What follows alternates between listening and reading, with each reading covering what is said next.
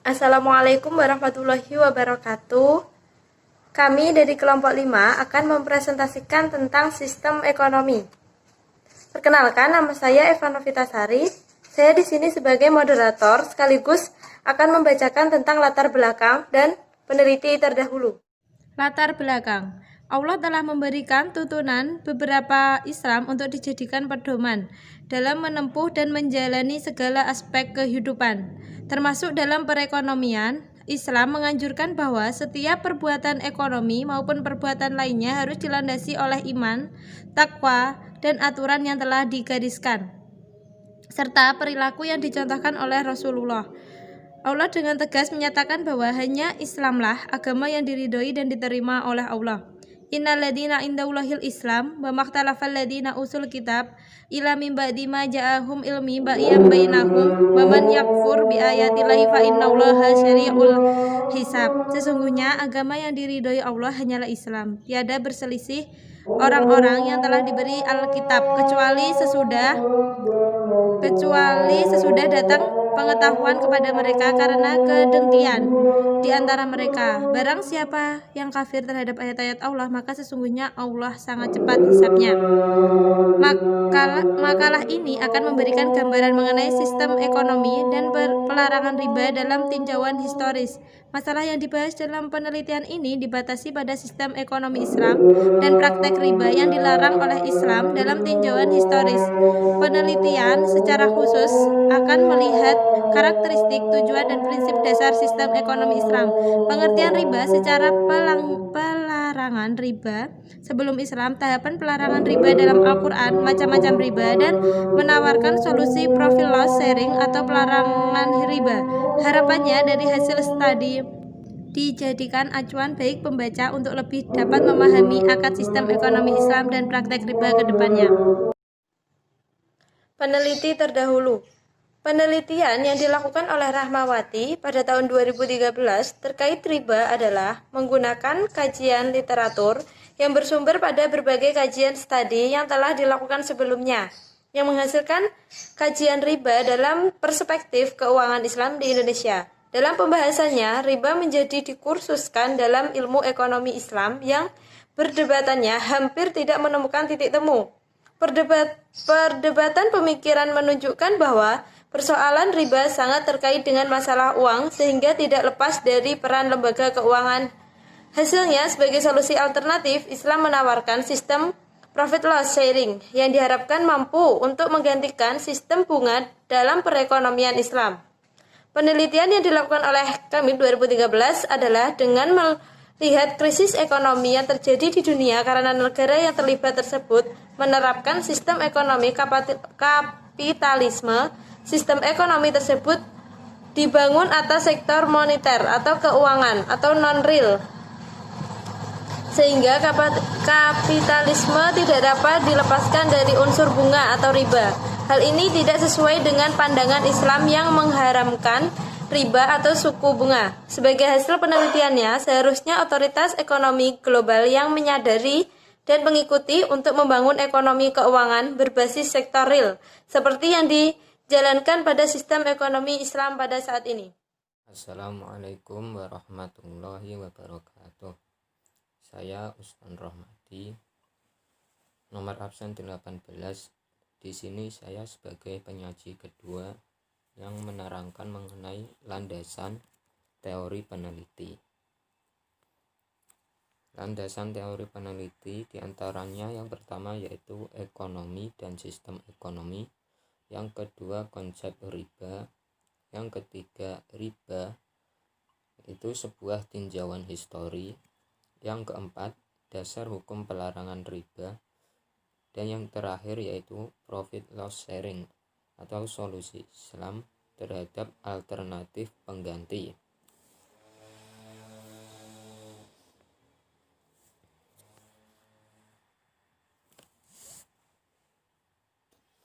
Yang pertama yaitu ekonomi dan sistem ekonomi. A. Tujuan sistem ekonomi Islam. Tujuan yang ingin dicapai dalam suatu sistem ekonomi Islam berdasarkan konsep dasar Islam adalah yang pertama yaitu memenuhi kebutuhan dasar manusia. Yang kedua, memastikan kesetaraan kesempatan untuk semua orang.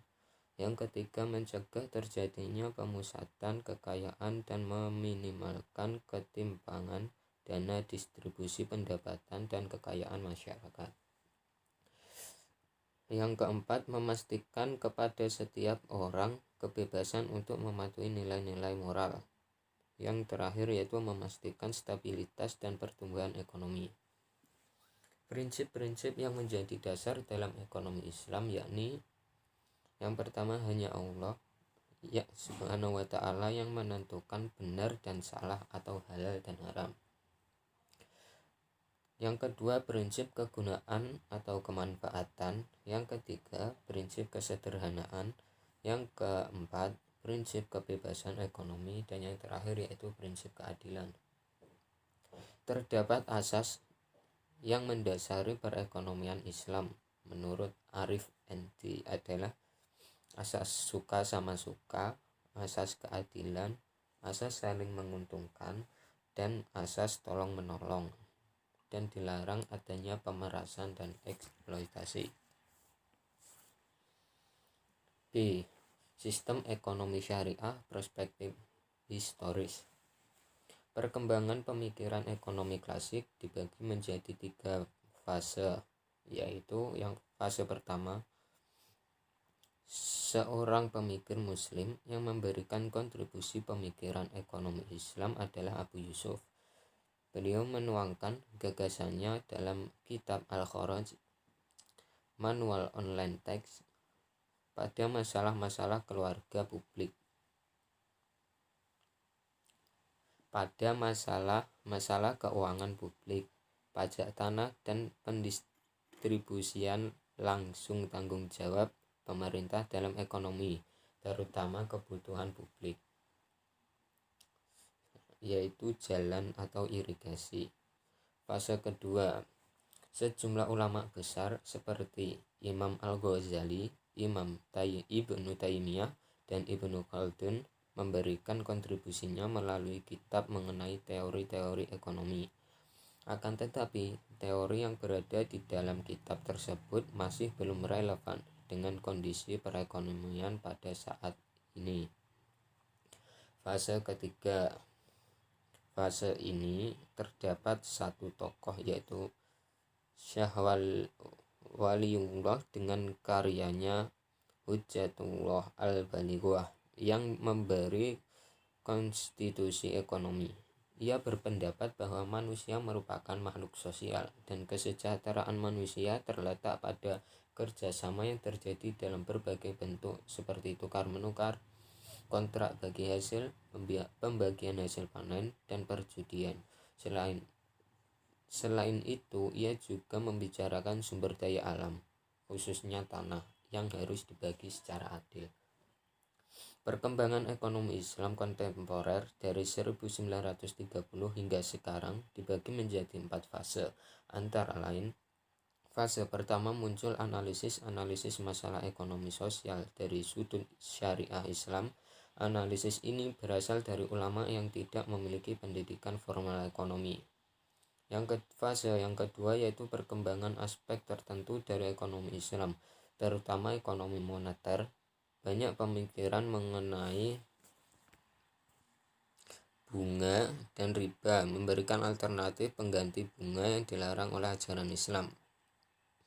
Fase ketiga yaitu upaya-upaya praktikal operasional dalam merealisasikan perbankan Islam di sektor publik dan swasta, sehingga bank-bank Islam sudah banyak didirikan di berbagai negara.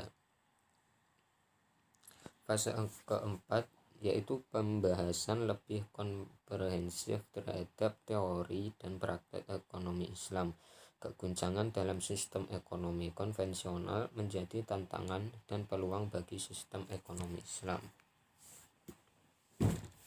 Yang kedua mengenai konsep riba. Riba secara bahasa berarti tambahan. Sedangkan menurut istilah, riba berarti pengambilan tambahan dari harta pokok secara batil. Secara umum, riba adalah pengambilan tambahan baik dalam transaksi jual beli maupun pinjam meminjam secara batil atau bertentangan dengan prinsip muamalah dalam Islam. Jenis-jenis riba sendiri yaitu ada dua. Yang pertama, riba utang piutang. Riba utang piutang dibagi lagi menjadi dua, yaitu riba qard dan riba jahiliyah. Sedangkan riba jual beli juga dibagi dua, yaitu riba fadl dan riba nasi'ah. Riba qard sendiri yaitu suatu tambahan yang diambil dengan tingkat kelebihan tertentu yang disyaratkan kepada yang berhutang. Riba jahiliyah yaitu suatu tambahan yang diberikan dari pokok pinjaman dikarenakan peminjam tidak bisa membayar hutang dengan tepat waktu. Riba fadl yaitu pertukaran barang ribawi sejenis dengan takaran yang berbeda. Dan riba nasi'ah yaitu penangguhan, penyerahan atau penerimaan jenis barang ribawi yang dipertukarkan dengan barang jenis ribawi lainnya. Riba, sebuah tinjauan historis. Konsep riba di kalangan Yahudi dikenal dengan istilah nasih, yang artinya dilarang dan hina. Sedangkan pada masa Yunani dan Romawi kuno, praktek riba merupakan tradisi yang lazim berlaku. Sementara itu, riba telah jelas dan tegas dilarang dalam Islam. Pelarangan riba dalam Al-Quran tidak diturunkan sekaligus, melainkan secara bertahap. Sejalan dengan kesiapan masyarakat pada masa itu, seperti pelarangan minuman keras. 4. Dasar hukum pelarangan riba. Yang pertama, larangan riba dalam Al-Quran. Larangan riba yang terdapat dalam Al-Quran melalui beberapa tahap, yaitu tahap pertama melalui Quran Surat Ar-Rum ayat 39 yang berisi menolak anggapan bahwa pinjaman riba yang pada zahirnya untuk menolong mereka yang memerlukan sebagai suatu perbuatan yang mendekati atau taqarrub kepada Allah. Tahap kedua melalui Quran Surat An-Nisa ayat 160-161 yang berisi pengharaman riba melalui kecaman Allah terhadap praktek riba yang dilakukan oleh kaum Yahudi. Tahap ketiga melalui Quran Surat Ali Imran ayat 130 yang berisi bahwa riba yang diharamkan adalah yang bersifat berlipat ganda dengan praktek pengambilan bunga atau tambahan dengan tingkat yang cukup tinggi. Tahap terakhir melalui Quran Surat Al-Baqarah ayat 278-279 yang berisi bahwa Allah Subhanahu wa Ta'ala mengharamkan dengan jelas segala bentuk tambahan yang diambil dari pinjaman. B. Yaitu larangan riba dalam Al-Hadis. Dalam amanat terakhirnya ketika khutbah haji wada, Rasulullah menegaskan bahwa Islam melarang keras praktek riba. Rasulullah bersabda, "Ingatlah bahwa semua riba yang diamalkan pada zaman jahiliyah dihapuskan dari amalan kamu. Kamu berhak mengambil modal atau uang pokok yang kamu berikan. Niscaya kamu tidak menzalimi dan dizalimi." C. Larangan riba dalam ijma ulama.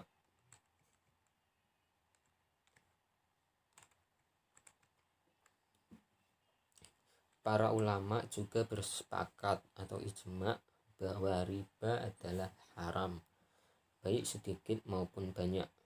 Riba merupakan salah satu dari 7 dosa besar yang harus dihindari.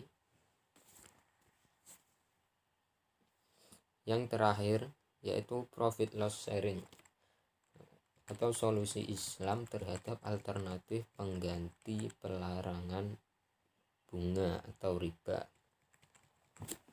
Sebagai alternatif sistem bunga dalam ekonomi konvensional, ekonomi Islam menawarkan sistem bagi hasil atau profit and loss sharing. Ketika pemilik modal bekerja sama dengan pengusaha untuk melakukan kegiatan usaha, apabila kegiatan usaha menghasilkan, maka keuntungan dibagi bersama. Dan apabila kegiatan usaha menderita kerugian, maka kerugian itu juga ditanggung bersama. Sistem bagi hasil ini dapat berbentuk mudharabah atau musyarakah dengan berbagai variasinya. Keuntungan usaha secara mudharabah dibagi menurut kesepakatan yang dituangkan dalam kontrak. Sedangkan apabila rugi ditanggung oleh pemilik modal atau selama kerugian itu bukan akibat kelalaian mudharib atau pengelola, namun seandainya kerugian itu diakibatkan karena kelalaian mudharib atau pengelola, maka pengelola itu juga harus bertanggung jawab atas kerugian tersebut. Alternatif pengganti bunga yang lain adalah partisipasi modal melalui ekspektasi rate of return yang disebut sebagai musyarakah. Ekspektasi return berbeda dengan suku bunga yang selalu dijustifikasikan oleh time value of money. Oleh karena itu, pemodal dalam Islam tidak berhak meminta rate of return yang nilainya tetap, dan tidak seorang pun berhak mendapat tambahan dari pokok modal yang ditanamkannya tanpa keikutsertaannya dengan menanggung resiko. Perkenalkan, nama saya Fakhrunisa, nomor absen 16. Metodologi penelitian. Penelitian ini merupakan kajian literatur yang bersumber pada berbagai kajian studi yang telah dilakukan sebelumnya, serta didukung dengan hasil kajian yang dipublikasikan oleh berbagai lembaga berupa jurnal dan kajian ilmiah lainnya. Kemudian sumber data yang menjadi bahan akan penelitian ini berupa jurnal dan situs internet yang terkait dengan topik yang telah dipilih. Selanjutnya, definisi operasional variabel kajian hasil. Untuk memperjelas maksud dan tujuan penelitian ini, maka peneliti memberikan definisi operasional variabel terhadap sistem ekonomi dan pelarangan riba dalam perspektif historis. Adapun definisi operasional variabel tersebut adalah yang pertama, sistem ekonomi.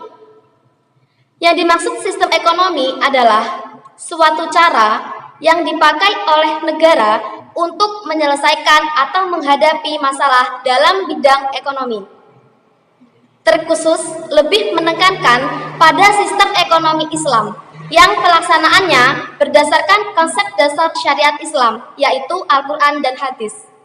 Kemudian yang kedua adalah riba. Yang dimaksud dengan riba dalam ilmu ekonomi adalah suatu kelebihan dari jumlah uang pokok yang dipinjamkan si pemberi pinjaman kepada si peminjam. Dengan kata lain, riba adalah penambahan hutang akibat jatuh tempo. Sehingga pelarangan riba di sini tidak diperbolehkan dalam Islam sebagaimana yang telah dijelaskan dalam Al-Quran dan hadis.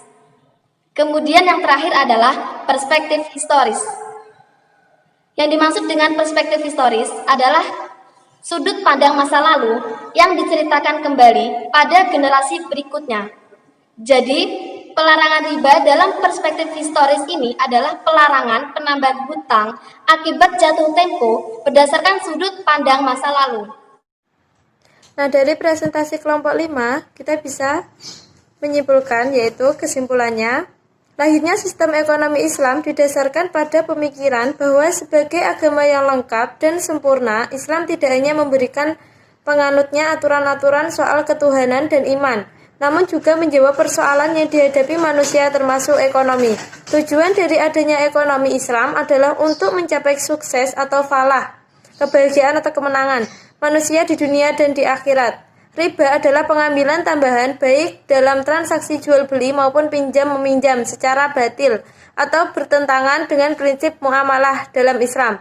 Konsep riba sebenarnya sudah lama dikenal dan banyak mengalami perkembangan dalam pemaknaan. Riba bukan hanya diperbincangkan oleh umat Islam saja, tapi berbagai kalangan non-Islam, yaitu Hindu, Buddha, Yahudi, Yunani, Romawi, dan Kristen pun memandang riba sebagai permasalahan yang serius. Landasan hukum yang digunakan sebagai pedoman atas pelarangan riba bersumber pada Al-Quran, Al-Sunnah, dan Ijma'. Ketiga sumber tersebut sepakat bahwa riba adalah haram, baik sedikit maupun banyak. Riba merupakan salah satu dari 7 dosa besar yang harus dihindari. Sebagai alternatif sistem bunga dalam ekonomi konvensional, ekonomi Islam menawarkan sistem bagi hasil atau profit and loss sharing ketika pemilik modal surplus spending unit bekerja sama dengan pengusaha untuk melakukan kegiatan usaha.